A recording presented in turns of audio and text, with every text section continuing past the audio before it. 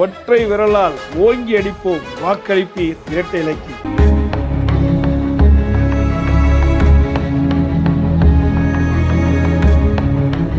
வீடு முழுக்க திபு திபுவென எரிந்த நெருப்பு, அலறிய உயிர்கள்.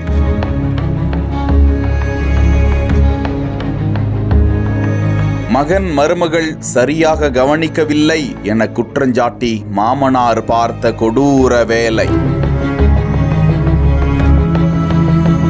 உயிரை கொடுத்து மனைவி குழந்தைகளை மீட்டு வெளியே கொண்டு வந்த கணவர் உள்ளிட்ட 3 பேர் பலியான அதிர்ச்சி.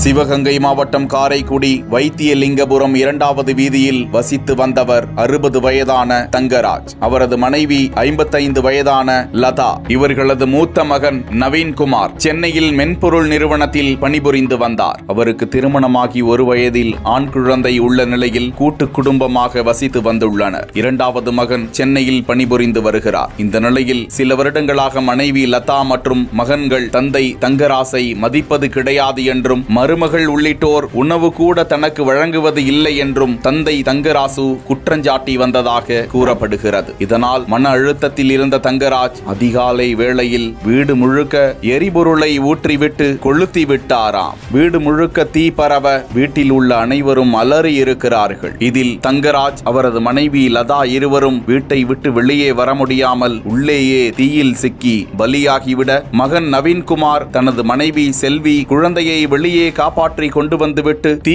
எரிந்து கொண்டிருந்த வீட்டிற்குள் சென்று தாயை காப்பாற்ற முயன்றிருக்கிறார். பலத்த காயத்துடன் 80% தீ காயத்துடன் வெளியே வந்த நவீன் சுருண்டு விழ, சம்பவ இடத்திற்கு வந்த காவல்துறையினர் பொதுமக்கள் உதவியுடன் காரைக்குடி அரசு மருத்துவமனையில் அவரை கொண்டு சென்று அனுமதிக்க சிகிச்சை பலனின்றி நவீன் உயிரிழந்தார். தெற்கு காவல்துறையினர் இதுகுறித்து வழக்கு பதிவு செய்து விசாரித்து வருகிறார்கள். ஒற்றை விரலால் ஓங்கி அடிப்போம், வாக்களிப்பீர் இரட்டை இலக்கு.